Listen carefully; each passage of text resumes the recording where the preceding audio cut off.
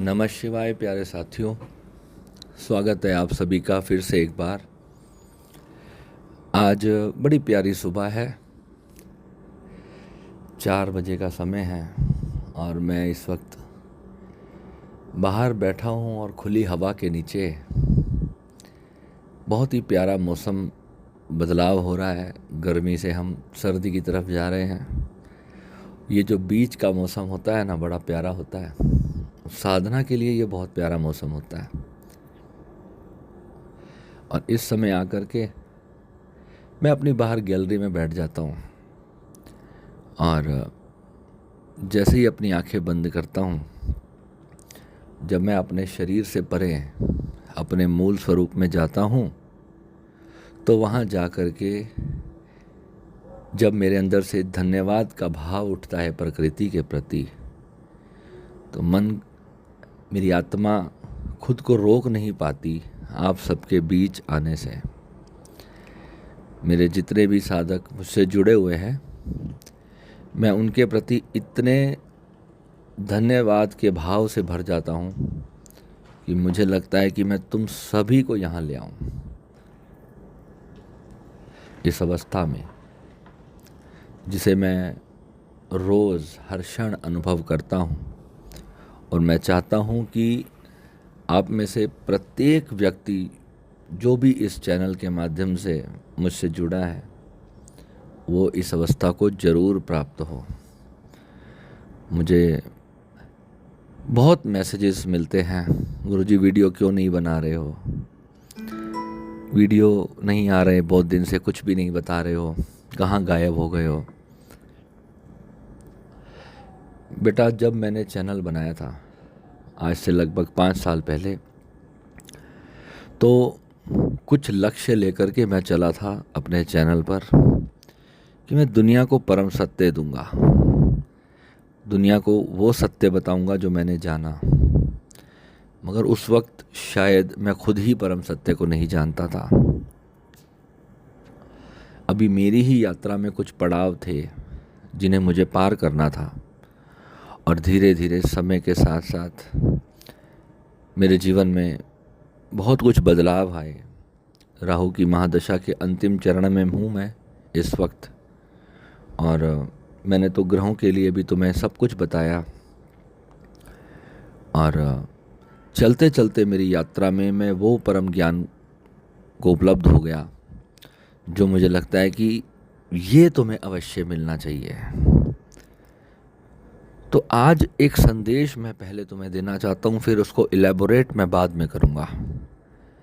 पहले इस वीडियो का सार मैं तुम्हें बता दूँ कि मैं आज के इस वीडियो में, इस ऑडियो डिस्कोर्स में क्या देने आया हूँ, क्या समझाने आया हूँ,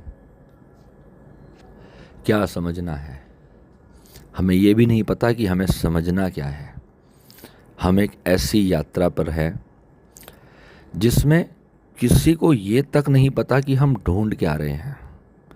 सबसे बड़ी समस्या क्या है, आप अपने आप से पूछोगे ना जब कि मुझे इस दुनिया से चाहिए क्या, तो ये बहुत बड़ा सच है कि इंसान सारी ज़िंदगी सिर्फ पैसा कमाने में और सेटल होने में लगा देता है। और सेटल होने के बाद जो उसे चाहिए होता है, अगर अपने आप से अपने भीतर गहराई से पूछो, सेटल होने के बाद वो कहता है बस मुझे अब सुकून चाहिए।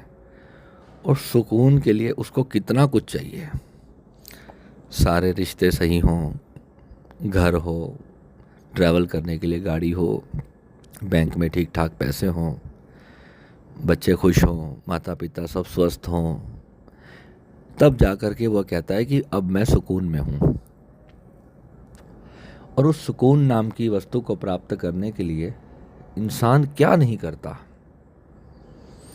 अगर आप किसी बलात्कारी व्यक्ति से उसका मनोवैज्ञानिक कारण जानने की कोशिश करोगे ना कि उसने बलात्कार क्यों किया, अगर आप उसे एकांत कमरे में बिठाकर उसे फांसी की सज़ा देने से पहले उससे एक अंतिम प्रश्न करोगे ना कि ऐसा क्या हुआ था तेरे भीतर कि तूने किसी का बलात्कार कर दिया, तो वो पता क्या कहेगा कि मैं परेशान था, मैं हताश था, मैं निराश था, मुझे सुकून नहीं मिल रहा था, मैं सुकून चाहता था, मैं शांति चाहता था, किसी तरह से मुझे शांति नहीं मिल रही थी। काम वासना ने मुझे अंधा कर दिया था और उस कामांधी में मुझे दिखा ही नहीं, मैं समझ ही नहीं पाया मैंने किस क्षण में किसी स्त्री के साथ गलत कार्य कर दिया। और प्रकृति ने जो व्यवस्था की उसके भीतर, उसी व्यवस्था के कारण ही उसने बलात्कार कर दिया। और हमारे समाज ने जो व्यवस्था की उस व्यवस्था ने उसे फांसी की सज़ा तक पहुंचा दिया या उम्र कैद की सज़ा तक पहुंचा दिया। मगर वास्तविकता में क्या सामाजिक कानून उसके भीतर की जो प्राकृतिक व्यवस्था खराब हुई है उसे ठीक कर पाया? क्या कितने ही कानून बनाने के बाद ये अपराध बंद हुए, ये क्रोध की प्रवृत्ति बंद हुई, ये जो आतंकवाद है, चाहे वो धर्म को लेकर है, चाहे वो समाज को लेकर है, चाहे वो किसी ज़मीन को लेकर है या स्त्री को लेकर है या धन को लेकर है, ये जो अपराध की भावना इंसान के भीतर है, ये वास्तविकता में सिर्फ़ और सिर्फ सुकून की खोज के लिए चल रही है। और ये पूरी प्रकृति, जितने भी जीव हैं, चाहे वो हिंसक जानवर हो जो अपने पेट की भूख शांत करने के लिए किसी निर्दोष जीव को मार करके खाते, कभी उनकी आत्मा से कोई पूछ नहीं सकता कि क्या वो मारना चाहते हैं।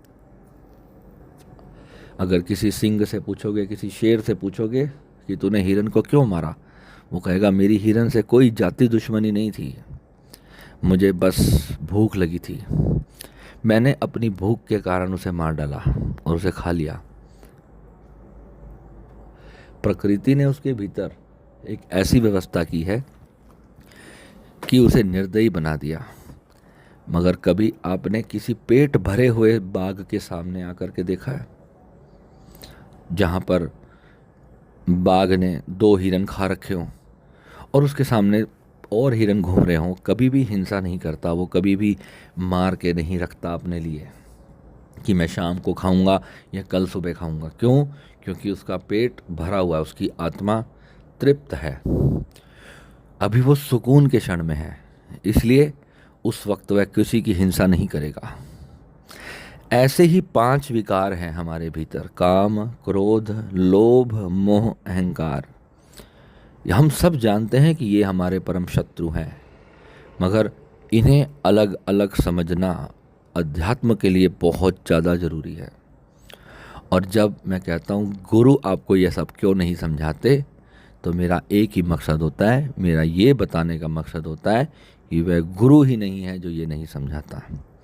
गुरु आपको कहते हैं कि काम से मुक्त रहो, क्रोध से मुक्त रहो, लोभ नहीं करो, मोह में मत फंसो, अहंकार मत करो, ये सब ज्ञान दिया जाता है। मगर वास्तविकता देखो, क्या वो खुद इन 5 विकारों से मुक्त हैं? जो खुद उन 5 विकारों से मुक्त नहीं, वो तुम्हें क्या मुक्त करेगा?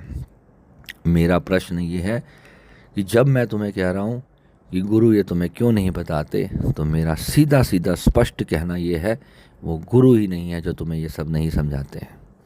ये समझाने का विषय ही नहीं है, ये जानने का विषय है। प्रैक्टिकली आपको जब एक लोहे को गर्म किया जाता है तो ही उसे मोड़कर उसका बर्तन बनाया जा सकता है, और लोहे को जलना पड़ता है अग्नि में। जब वो अपने भीतर की वो शक्ति जब वो छोड़ने के काबिल होगा तो उसको अग्नि मिलेगी, तभी लोहा अपनी भीतर की शक्ति को छोड़ेगा, क्योंकि लोहे का स्वभाव है वो बहुत सख्त है। तो जब तक उसे जलाया नहीं जाएगा, उसे तपाया नहीं जाएगा, तब तक वो अपनी शक्ति को नहीं छोड़ेगा।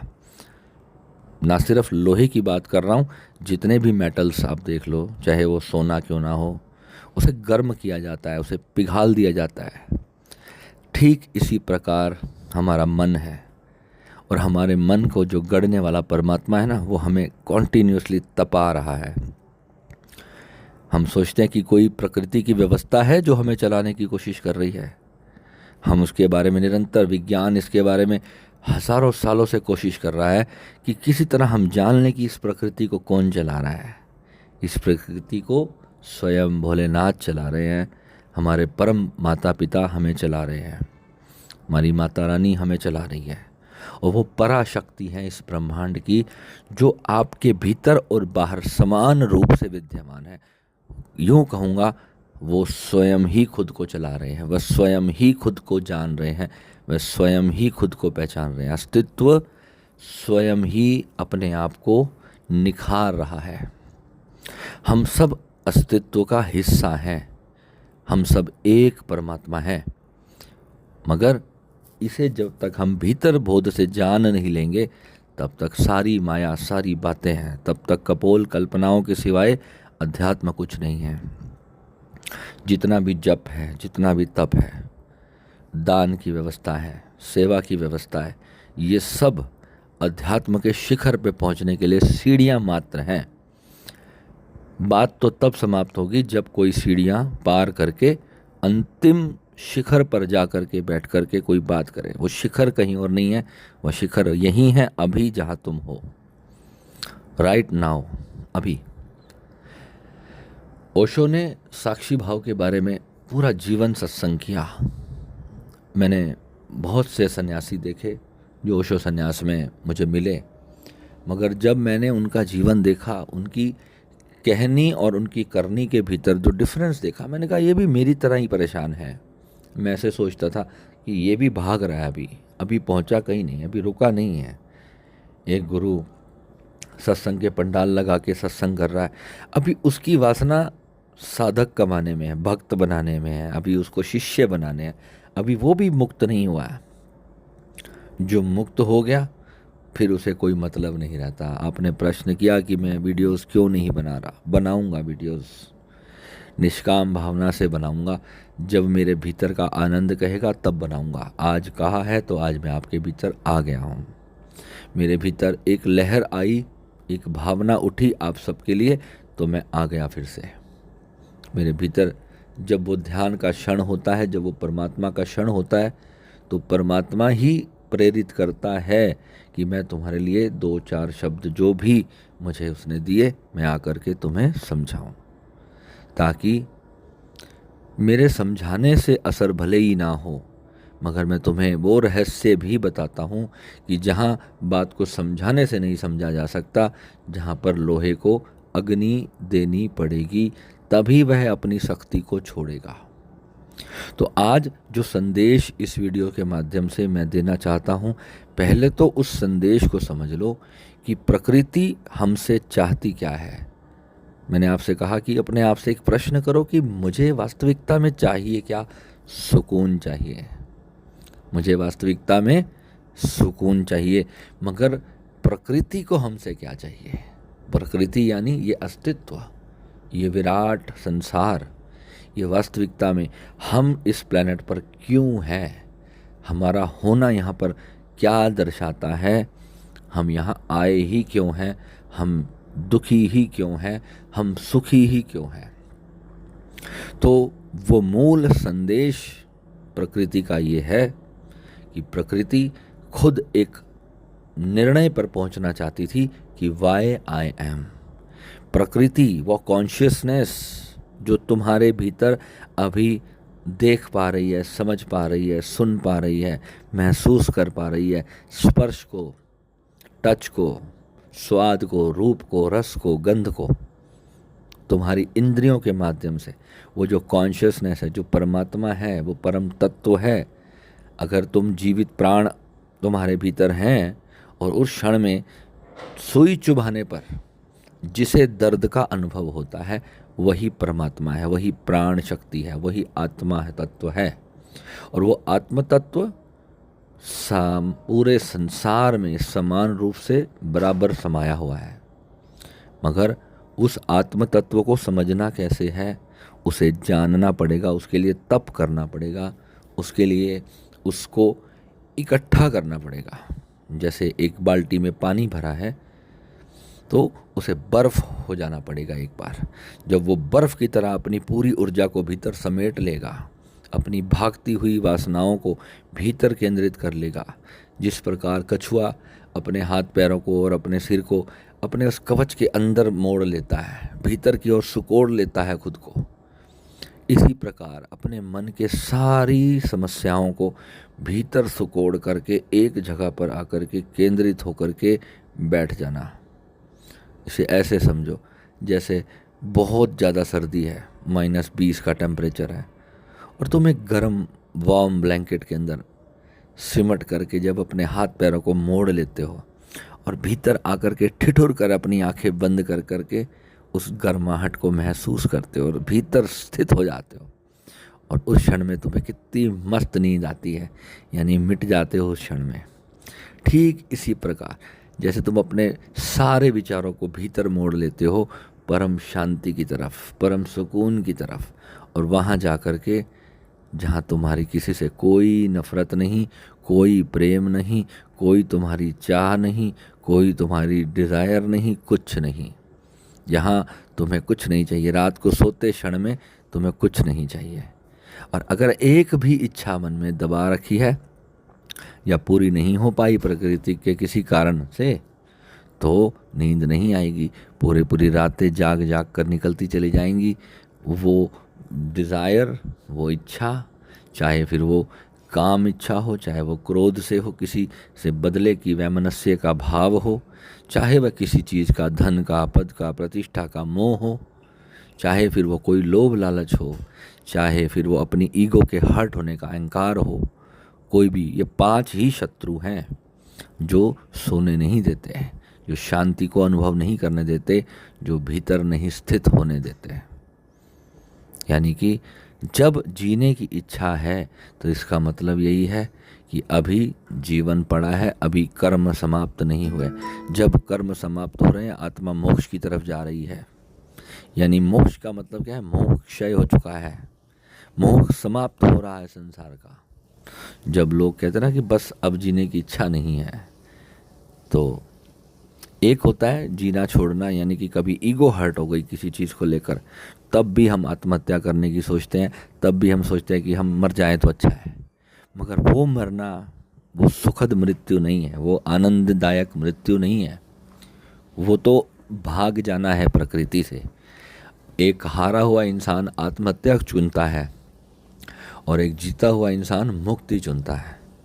मुक्ति में और हार में यही अंतर है कि जब संसार से हारता है व्यक्ति, तो दोनों का ही उद्देश्य मुक्ति है। चाहे आप हार के जाएं, चाहे आप जीत के जाएं, जाना तो भीतर ही है, मरना तो है ही है। एक दिन तो अपनी उस प्राण अवस्था में, अपनी उस परम चेतना में वापस स्थित होना ही है। मगर जब तक ऊर्जा बाहर की ओर प्रवाहित रहती है, तब तक इच्छा ही जागृत नहीं होती मोक्ष की। मोह को छोड़ने का भाव ही उत्पन्न नहीं होता। तो मेन तो हमें मोह को ही त्यागना है। अब त्यागने से त्यागा नहीं जाता, समस्या यही है। जैसे एक ऊर्जा है प्रेम, किसी वस्तु से, किसी विषय से, किसी व्यक्ति से, किसी से भी हमें प्रेम हो गया। प्रेम और मृत्यु जो है ना, वो हमारे हाथ की व्यवस्था नहीं है। प्रेम भी प्रकृति करवाती है और मृत्यु भी प्राकृतिक व्यवस्था है, और जन्म भी प्राकृतिक व्यवस्था है। आपकी चाह के बिना तुम्हारा जन्म हुआ, आपको पता ही नहीं चला कि कब आपका जन्म हो गया, और आपको पता भी नहीं चलेगा कि कब आपकी मृत्यु हो जाएगी। बस जीवन भी ज़बरदस्ती दे दिया गया और जीवन ज़बरदस्ती छीन लिया जाएगा। और कमाल की बात यह है, जीवन में भी जो कुछ तुम्हें मिल रहा है वो भी ज़बरदस्ती ही दिया जा रहा है। यानी कि एक प्राकृतिक व्यवस्था है जो तुम्हारे भीतर ज़बरदस्ती कुछ डिज़ायर पैदा करती है, ज़बरदस्ती उसको पूरा करने के लिए फिर एफर्ट पैदा करती है, और ज़बरदस्ती उसे पूरा करवाती है। और जब वो पूरा नहीं करवाती तो उससे छोड़ने के लिए, उसे त्याग करने की जो विल है, वो भी प्रकृति ही पैदा करती है। और जब तुम उसे छोड़ देते हो और जब मुक्ति प्राप्त करते हो, वो भी प्रकृति ही पैदा करती है। तो this is the complete cycle of the universe. बड़े बड़े बाबा महाराज आपको कहते हैं कि वासुदेव हरे कुटुंबकम, ओम नमो भगवते वासुदेवाय, इस प्रकार के न जाने कितने ही मनगढ़ंत मंत्र बना लिए, न जाने ही कितना कुछ रच दिया कि किसी तरह तुम्हें अपना गुलाम बनाए रखें, किसी तरह तुम्हें अपने साथ जोड़े रखें, तुम्हें फ्री विल से सोचने ना दिया जाए। तुम हिंदू हो, तुम मुसलमान हो, तुम सिख हो, तुम ईसाई हो, तुम्हारे ऊपर स्टिकर चिपका दिए। सभी ने तुम्हारे ऊपर स्टिकर चिपकाए हैं। किसी ने तुम्हारी चोटी रख दी तो तुम्हें हिंदू का स्टिकर लगा दिया, किसी ने टोपी पहना दी तुम्हें मुसलमान का स्टिकर लगा दिया। तो सभी ने स्टिकर दिए, और मैं कहता हूँ परमात्मा ने जो स्टिकर दिया था तुम वो हो। जो स्टिकर तुम्हें परमात्मा ने दिया था ना, वास्तविकता में सनातन का मतलब क्या है? सनातन जो सदा से था। सनातन का मतलब हिंदू या मुस्लिम नहीं है, ये प्रकृति ही सनातन है, ये ब्रह्मांड ही सबसे बड़ा सनातन है। तुम ही सनातन हो, पुरातन हो और अनंत हो। ना ही तुम्हारा कभी जन्म हुआ है, ना ही तुम्हें कोई कभी मार सकेगा, तो तुम्हारे को कोई मिटा कैसे सकता है? सनातन को कोई समाप्त नहीं कर सकता। ना जाने कितने ही देवता बने तुम में से, और वो देवता समय समय पर बनते रहोगे। जो भी साधना करेगा, जो भी प्रकृति को कुछ देगा, वह देवता। जिसने भी प्रकृति को देने की चाह पैदा कर ली वो देवता हो जाएगा, और जिसने प्रकृति से छीनने की चाह पैदा कर ली उसी को राक्षस कहते हैं, उसी को दानव कहते हैं। दो ही अवस्थाएं हैं हमारे मन की, एक हमारा देने का भाव, एक हमारा छीनने का भाव। जिसमें देने का भाव है वो देवता है, और जिसमें छीनने का भाव है वो दानव है। बात को समझ लेना। जो दान खाता है वो दानव है, बात को समझ लेना, ठीक है। तो हमारे भीतर जब दान करने का भाव है, देने का भाव है, तो हम देवता हैं। देने वाले को ही देवता कहते हैं। चाहे फिर वह प्रेम हो, चाहे वह धन हो, चाहे वो सम्मान हो, चाहे फिर वो कोई भी प्रकार की मदद हो। जब हम अपनी प्रत्येक संसार की आत्माओं को किसी भी प्रकार का दान, किसी भी प्रकार की सेवा, किसी भी प्रकार की सर्विस देते हैं, हम देवता हैं। और जब हमें संसार से छीनने का भाव है हमारे मन में, तो राक्षस प्रवृत्ति उसी को कहते हैं। और कमाल की बात है, जब आप देने का भाव रखते हो तो प्रकृति हजार हजार गुना रूपों में आकर के आपको लौटाती है। ये ब्रह्मांड का नियम है, अटल नियम है। कुछ भी आपसे छीनेगी प्रकृति, तो प्रकृति आपको वो टॉर्चर देना चाह रही है जो लोहे को गर्म करके बर्तन बनाने के लिए किया जाता है। यानी कि इस संसार का एक अटल नियम है, कुछ भी ऐसे ही नहीं हुआ है। कुछ भी दे दिया गया है, कुछ भी छीन लिया गया है, क्योंकि परमात्मा को कोई कुछ दे नहीं सकता, परमात्मा से कोई कुछ छीन नहीं सकता, सब उसी का ही है। तुम्हारे घर के एक कमरे से कुछ ले करके दूसरे कमरे में रख दिया गया। तुम्हारे एक हाथ में एक लड्डू था, अब वह लड्डू तुम्हारे दूसरे हाथ में चला गया, तो पहला हाथ रोने लगे कि मेरा लड्डू चला गया, जबकि तुम्हारा ही लड्डू था, तुम्हारे ही हाथ में था और तुम्हारे ही हाथ में है, मगर तुम्हें लग रहा है इस हाथ से छीन लिया गया, इस हाथ को दे दिया गया। अब वो जो पेन है ना, वो कहाँ से तुम महसूस कर रहे हो? क्योंकि बाएं हाथ में जो प्राण है वो दाएं हाथ का प्राण उसे अलग मान रहा है।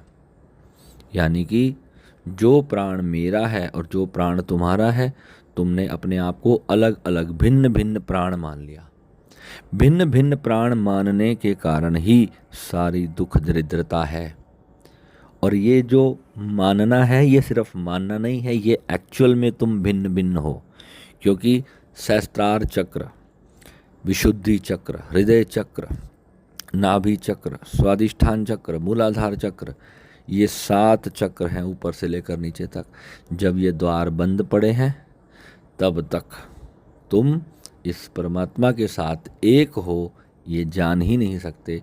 क्योंकि जब जन्म हुआ, जब तुमने इस विराट को जानने की कोशिश की, तो तुमने इस प्राकृतिक रूप से इस शरीर की उत्पत्ति की, तुमने ब्रह्मांड की संरचना की, तुमने खुद को एक ऐसी अवस्था में क्रिएट किया अपने विचार शक्ति से, अपनी ब्रह्म ग्रंथि से तुमने ब्रह्मा के रूप से तुमने उस पूरे ब्रह्मांड को रच डाला। तुमने इस प्रकृति में जो भी रचा है, जितने भी तुम देखते हो बड़ी बड़ी इमारतें, ये गाड़ियाँ, बंगले, हवाई जहाज, ये सब तुम्हारी कल्पनाओं ने रचा है। जैसी जैसी तुम्हारी कल्पना होती गई वैसे वैसे तुम रचते चले गए। विश्वकर्मा थे ना, जिन्होंने पूरा संसार रच दिया था। विश्वकर्मा क्या है, वो संसार की हर चीज़ को रच देते थे। वो संकल्प करते थे और सृष्टि में वो पैदा हो जाता था। उन्होंने भांति भांति की उपकरण को पैदा किया था। इसलिए विश्वकर्मा डे मनाते हैं ना दिवाली के बाद एक दिन का। उस दिन हम किसी औजार को हाथ नहीं लगाते, क्योंकि विश्वकर्मा जी के सम्मान में हमने वो दिन रखा था। सनातन ने किसी को भी भूलने की व्यवस्था पैदा नहीं की है। हमारे सनातन धर्म की विशेषता ही यही है। उन्होंने सबके नाम पर एक समय रखा, एक दिन रखा, ताकि हम भूल नहीं जाएं उन महान लोगों को जिन्होंने आने वाली जनरेशन को वो परम सत्य बताने के लिए अभ्यास किया है, प्रयास किया है। आज अगर मैं भी जीवित हूँ तो ये जो श्वास है मेरी जो चल रही है, मैं भी यही चाहता हूँ कि ये व्यर्थ ना चली जाए, ये किसी काम में आ जाए। तो पहली तो आपको ये समझना है कि प्रकृति का जो सबसे बड़ा लेसन प्रकृति हमें सिखाना चाहती है वो क्या है। अगर हमने उस लेसन को समझ मात्र लिया तो मोक्ष सुनिश्चित है। अभी मुझे एक और वीडियो भी करना है कि कृष्ण के भक्त मोक्ष क्यों नहीं चाहते हैं, शिव के भक्त सिर्फ शिव की भक्ति ही क्यों चाहते हैं, माता के भक्त माता रानी की भक्ति ही क्यों चाहते हैं, वह मोक्ष की कल्पना भी नहीं करते, क्यों नहीं मांगते मोक्ष आखिर।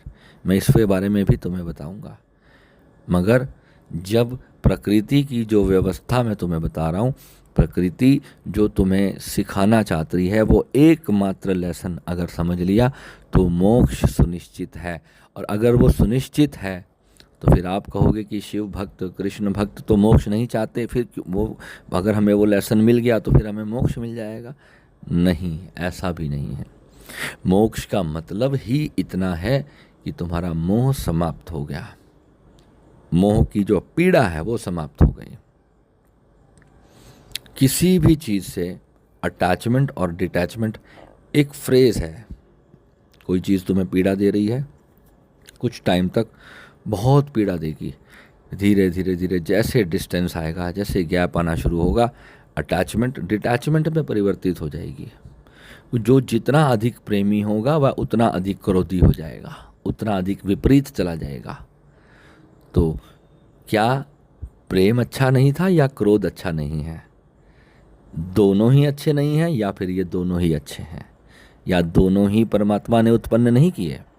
परमात्मा ने ही प्रेम करवाया किसी से और परमात्मा ने ही नफरत करवा दी। तो ये दो अवस्थाओं के बीच झूल कौन रहा है? स्वयं परमात्मा ही तो झूल रहा है। और जिससे प्रेम हुआ, जिससे घृणा हुई, जिससे नफरत हुई, वो भी तो परमात्मा ही है। जिसको मैं कल प्रेम करता था, आज मैं उसे मारने का भाव रखता हूँ, तो क्या फ़र्क पड़ता है? आप जिससे आज प्रेम करते हो उसी को मारने का संकल्प ले लेते हो, उसी को मारने की भावना रख लेते हो, तो क्या इस सारे के प्रपंच के बीच में वो जो परमात्मा रूप पर जो चेतना है जो फंसी है, उसकी अवस्था को समझना ही संसार को समझना है। इस पूरे खेल को समझ लेना कि पॉजिटिव और नेगेटिव के भीतर जो खड़ा है वो पॉजिटिव में भी उतना है और नेगेटिव में भी उतना है। जैसे एक व्यक्ति ने हवाई जहाज़ बनाया, उसने सोचा कि मैं उड़ करके बड़े बड़े दूर दूर देशों में मैं ट्रैवल करूंगा, ये भावना रख के उसने हवाई जहाज़ का आविष्कार किया। मगर एक ऐसा था उसमें, उसने नकारात्मक सोच लिया। उसने कहा अगर ये हवाई जहाज़ गिर गया तो क्या करूंगा? तो फिर उसने दिमाग लगाया, उसने पैराशूट के बारे में सोचा। यानी कि हमेशा हमने विपरीत के बारे में चिंतन किया है, क्योंकि विपरीत सदा ही रहा है, विपरीत कभी समाप्त नहीं होगा। अगर हम अपने घर में बहुत सारे लकड़ी का फर्नीचर लगा लेते हैं, है ना, बड़ा सुंदर फर्नीचर लिया, बड़ा पॉजिटिव सोचा, बड़ा अच्छा लगेगा घर, बड़ा सुंदर दिखेगा, वुडन वर्क करवा लिया बहुत सारा। मगर उसी में किसी ने नकारात्मक सोचा, अरे आग लग गई तो फिर वहाँ पर आग को बुझाने के लिए वो जो स्प्रे रखते हैं ना उसमें हम, तो उसका आविष्कार हुआ। कोई भी चीज़ ऐसी नहीं है जो जिसका विपरीत नहीं घटेगा। आज जो तुम जिस चीज़ को छोड़ कर आए हो और जिस चीज़ के लिए अभी भाग रहे हो, हर चीज़ के लिए विपरीत होगा। इसका भी विपरीत तय है, ये भी समाप्त हो जाएगा। जो भी पा लिया है वो भी समाप्त हो जाएगा। जब तक तुम परम ज्ञान को उपलब्ध नहीं होगे ना, उस परमात्मा की अवस्था को अपने भीतर से प्राप्त नहीं करोगे ना, तुम भागते रहोगे और जन्म जन्म जन्म धारण करते चले जाओगे। मैं ये नहीं कहता कि जन्म धारण नहीं करना चाहिए, मैं कभी भी मोक्ष के पक्ष में नहीं हूँ। मोक्ष तो समाप्ति है। मोक्ष तो वो है कि इस संसार की खूबसूरती को छोड़ करके तुम भाग लिए, वो तो मोक्ष तो वो है। इस संसार में कृष्ण के भक्त मोक्ष इसलिए नहीं चाहते क्योंकि वह कृष्ण की भक्ति, उस परमात्मा का आनंद चाहते हैं, क्योंकि वह आनंद बड़ा सुंदर है। वो परमात्मा से भागना नहीं चाहते, वे ये तो दुख से मुक्ति चाहते हैं। और सुख को प्राप्त करना है तो दुख भी मिलेगा। फूल चाहिए तो कांटों को स्पर्श तो होगा ही। फूल तक वही पहुंचता है जो कांटों की झरीटे खाने के लिए तैयार रहे, उसी को फूल का सुख मिलता है। और फूल का मुरझाना भी तय है। अगर फूल के मुरझाने पर अगर वो रोने लगे तो फिर उसे मूर्ख ही कहे जाएगा, क्योंकि फूल का स्वभाव है वो खिलेगा तो तब तुम्हें बहुत सुंदर महक देगा, और धीरे धीरे तुम जब उसका सारा रस निचोड़ कर पी जाओगे तो फिर वो बेचारा मुरझाएगा तो सही। अब तुम उस मुरझाए हुए फूल से नफरत करो तो फिर तो क्या ही कहना, क्योंकि तुम सिर्फ सुख में दिलचस्प हो, तुम उसके विपरीत को नहीं संभालना चाहते। किसी भी रिश्ते से अगर तुम दुखी हो तो सिर्फ इसलिए दुखी हो क्योंकि तुम सिर्फ उसका सुख चाहते हो। उसके मुरझा जाने पर उसमें जो दुख होता है वह तुम ग्रहण करने के लिए तैयार नहीं हो।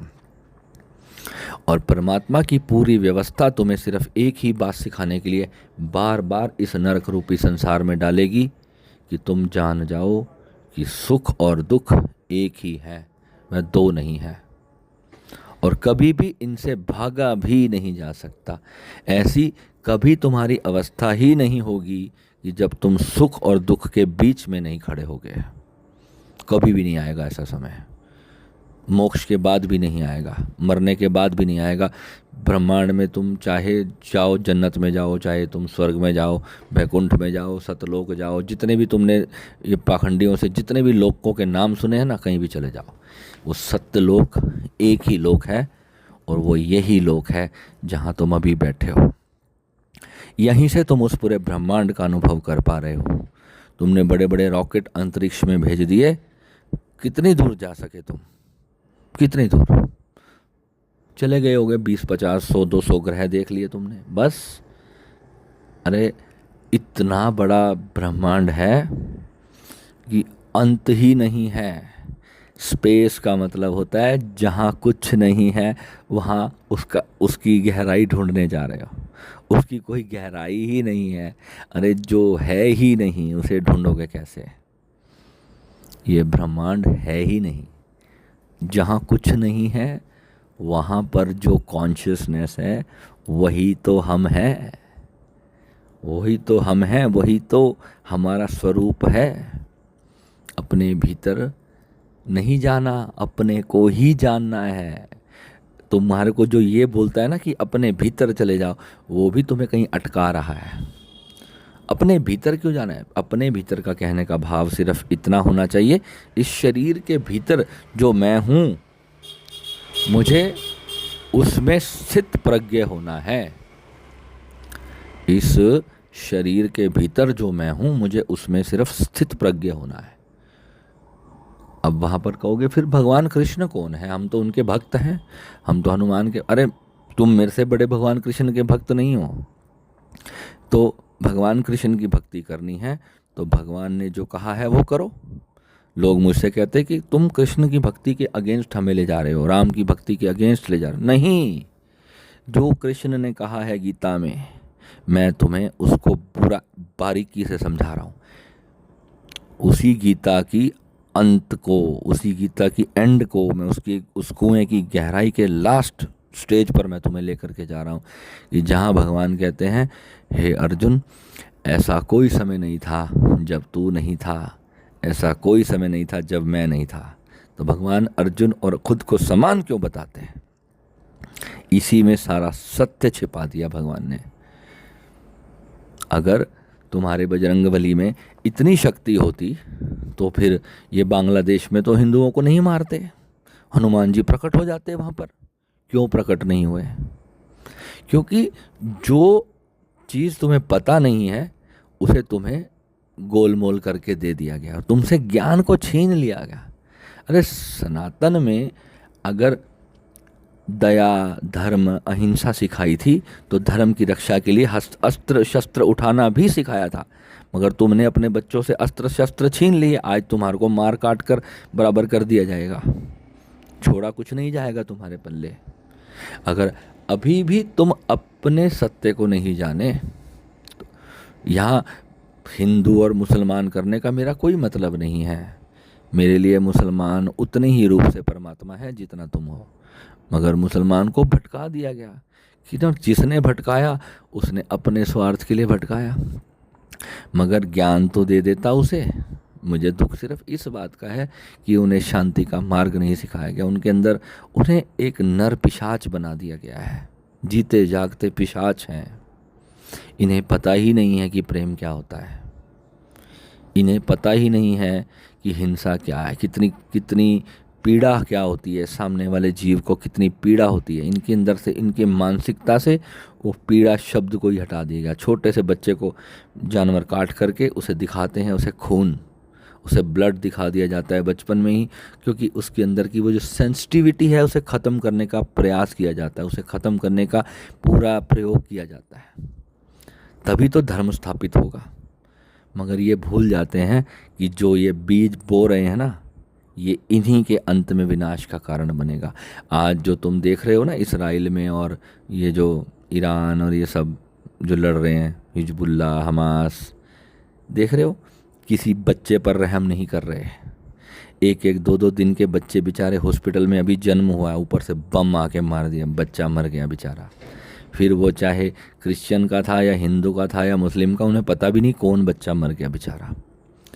ये जो हिंसक प्रवृत्ति पैदा की गई है ना, ये उन्हीं मूर्खों ने पैदा की है जिन्होंने कहा था कि मेरा ही धर्म रहेगा।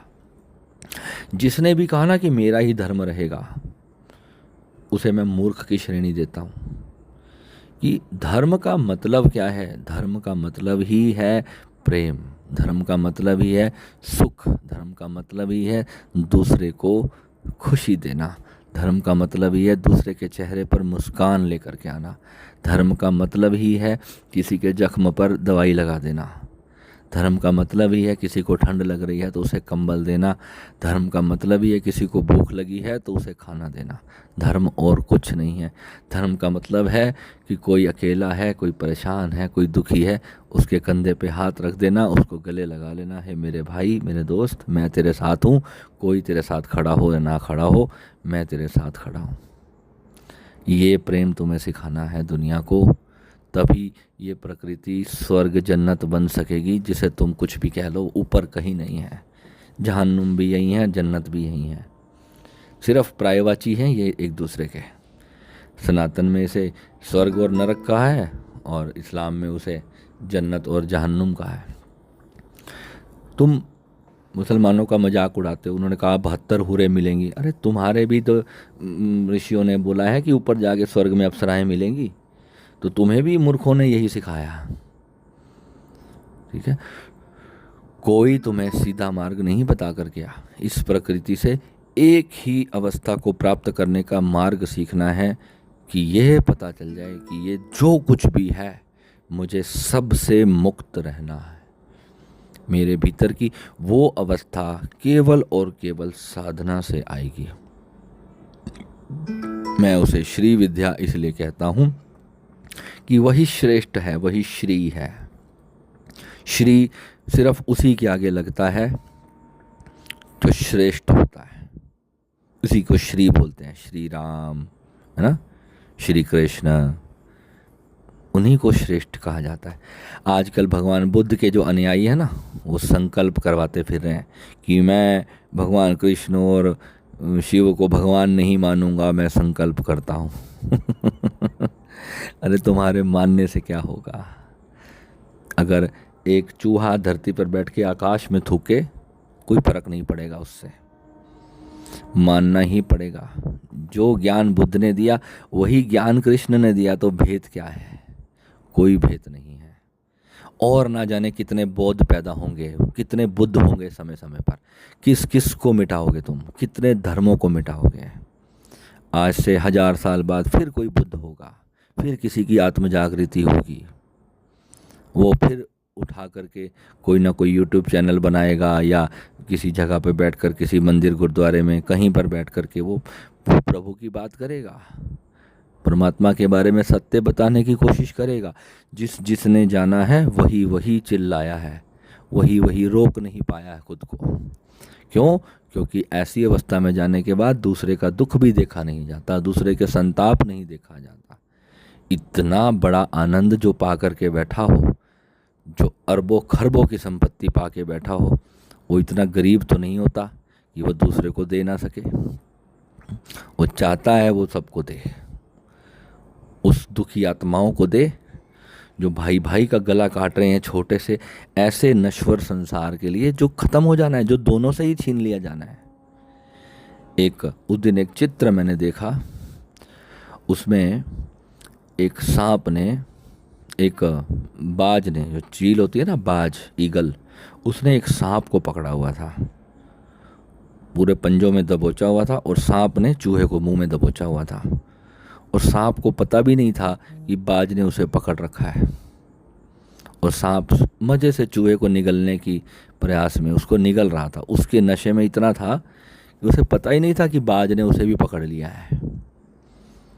थोड़ी देर में ही सांप का भी खेल समाप्त होने वाला है, और क्या पता कोई और परभक्षी आए जो उस बाघ को भी, उस बाज को भी खा जाए, उस गिद्ध को भी खा जाए, है ना।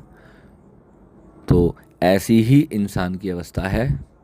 हर सांप ने एक चूहे को दबोचा हुआ है, और चूहा जो है ना, वो भी छोटे मोटे कीड़े मकोड़ों को खाने की सोच रहा है। और सांप को यही नहीं पता कि सबसे बड़े बाज ने तो मुझे दबोच रखा है, उस बाज का नाम है मृत्यु। तो मृत्यु तो मेरी भी हो जानी है, तो फिर मैं क्यों निर्दोषों को मार रहा हूँ? तो यही खेल इस संसार में जिन्होंने चलाया, उन्होंने ही धर्म को बैंड बजाया। उन्होंने धर्म का सत्य नहीं दिया, सबके ऊपर स्टिकर चिपका दिए, तू हिंदू, तू मुसलमान। तो मैं सिर्फ इतना चाहता हूँ कि एक बार तुम अपने स्टिकर हटा दो और उस स्टिकर को एक्सेप्ट कर लो, जो स्टिकर भगवान ने तुम्हें लगा के दिया था, परमात्मा ने, तुम्हारे अल्लाह ने, वाहिगुरु ने, जीसस ने, जिसे भी तुम मानते हो ना, जिसने तुम्हें जन्म दिया, उस एक शक्ति को तो मानते हो। तो उस शक्ति ने जो स्टिकर तुम्हारे मस्तक पर लगा के तुम्हें जन्म दिया था, जब पैदा होते ही तुमने पहली मुस्कान लाई थी, सबसे पहले अपनी माँ का नाम लिया था, माँ का दूध पिया था, पहला भोजन माँ ने दिया था ना, तो पहली तो भगवान माँ हुई। और जो पिता तुम्हें पाल पोस कर बड़ा करते हैं, सबसे बड़े वो भगवान तुम्हारे, बाकी सब उसके बाद आते हैं। फिर संसार के सारे गुरु आते हैं, जिन्होंने तुम्हें लिखना सिखाया, बोलना सिखाया, कोई भाषा सिखाई, कोई भी गुप्त ज्ञान सिखाया, कोई हुनर सिखाया, वो सब गुरु बाद में आते हैं। हालांकि माता पिता से ऊंचा गुरु का स्थान है, क्योंकि गुरु हमें जीवन को कैसे जीना है वो सिखाते हैं। माता पिता तो जीवन में सर्वाइवल देते हैं, तो इन दोनों का स्थान बराबर है। मगर फिर भी भगवान से भी बड़ा स्थान गुरु का कहा गया है। जो हमें आत्मा का ज्ञान दे, उससे बड़ा स्थान गुरु का कहा गया है, मगर बशर्ते वो गुरु हो। और गुरु का मतलब सिर्फ इतना ही है, एक टीचर, दैट्स ऑल। इससे ज़्यादा गुरु कुछ नहीं। जो गुरु अपने आप को भगवान बना करके बैठे हैं, मैं उन्हें भी कह देना चाहता हूँ, पाखंड बंद करो, निर्दोषों को शोषण करना बंद करो। ये तुम्हारा जो पाखंड है ना, ये प्रकृति में इतना विनाश पैदा कर रहा है, क्योंकि तुमने तो गले में फूल मालाएं पहन ली, तुमने तो इन्हें अपना भक्त बना लिया, मगर तुमने ज्ञान की प्राप्ति की सारी आकांक्षा ही छीन ली, सारी होप ही छीन ली ऐसे लोगों से सत्य ना बताकर। तुम बकवास करनी बंद करो, बोलो कि मुझे सत्य नहीं पता, मैं नहीं जानता हूँ परमात्मा कौन है। बस मेरे बाप ने कृष्ण को भगवान माना था इसलिए मैं कृष्ण की भक्ति कर रहा हूँ, मेरे बाप ने राम की पूजा की थी इसलिए मैं उसकी कर रहा हूँ, मेरे बाप ने नमाज पढ़ी थी इसलिए मैं नमाज पढ़ रहा हूँ। बोलो कि मुझे परमात्मा का अनुभव नहीं हुआ है। अगर अनुभव हुआ है तो सत्य खाकर, अपने बच्चों की कसम खा करके बोलो कि हाँ मैंने परमात्मा का अनुभव किया है, मैंने भीतर से जाना है वो परम सत्य क्या है। मैं तुम्हें गलत मार्ग नहीं दे रहा हूँ। अगर तुम्हें सही मार्ग नहीं पता है तो कम से कम गलत मार्ग मत बताओ। सामान्य कोई व्यक्ति किसी राह पर जा रहा हो, वो पूछ ले भैया कि मुझे दिल्ली की ओर जाना है, दिल्ली का रास्ता कहाँ है। तुम्हें पता ही नहीं है दिल्ली कहाँ जा रहा हो, तुम उसे पंजाब की तरफ भेज दो। वो बेचारा सुबह से शाम तक की यात्रा करने के बाद उसे पता चला अरे ये तो मैं लुधियाना पहुँच गया। सोचो वो तुम्हें कितनी बद्दुआएं देगा। तो ऐसी बद्दुआओं वाला कार्य मत करो कि जहाँ तुम किसी को दूसरे रास्ते पर भटका करके ले जाओ। अगर तुम्हें खुद को सत्य नहीं पता है तो दूसरे को सत्य मत दो। जो मंदिरों में मैंने देखा है, बहुत बहुत चर्चाएं करते हुए साधु संत मैंने देखे हैं जो बोलते हैं भगवान कृष्ण ने ये कर दिया, हनुमान जी, राम जी, फलाना ढिमकाना जी, दुनिया भर का सत्संग करते हैं, भीतर से कपोल खाली, भरे पड़े हैं काम क्रोध लोभ मोह अहंकार से, पीड़ा से त्रस्त हैं। पहले अपनी भीतर की पीड़ा को तो जान लो कि अभी मुझे उसके लिए कितनी साधना की आवश्यकता है। पहले अपनी उस अंतर चेतना को तो जानो जो खुद पीड़ाओं से घिरी है। तो दूसरों की मुक्ति की बात करना तब संभव होगा जब स्वयं पहले मुक्त हो जाओ। पहले खुद परमात्मा को, अपने ही स्वरूप को जानो कि मैं किस संकट से घिरा हूँ, कि मैं कहाँ अटैच हूँ प्रकृति से, मैंने किस चीज़ से अभी मुक्ति नहीं पाई है। अगर अपना शत्रु पता चल जाएगा तो फिर मुक्ति भी हो जाएगी।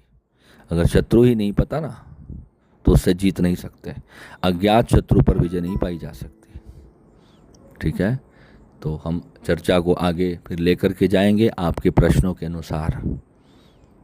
बहुत आनंद आता है। आज का डिस्कोर्स जो अंत तक अभी तक सुन रहा है ना, वो इस सृष्टि का सबसे भाग्यशाली व्यक्ति है। जिसने इस वीडियो को बीच में ही स्किप कर दिया, महामूर्ख कहूँगा मैं उसे। नमः शिवाय।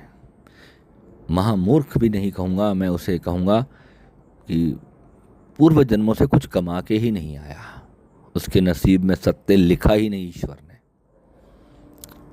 नमः शिवाय। Bless you.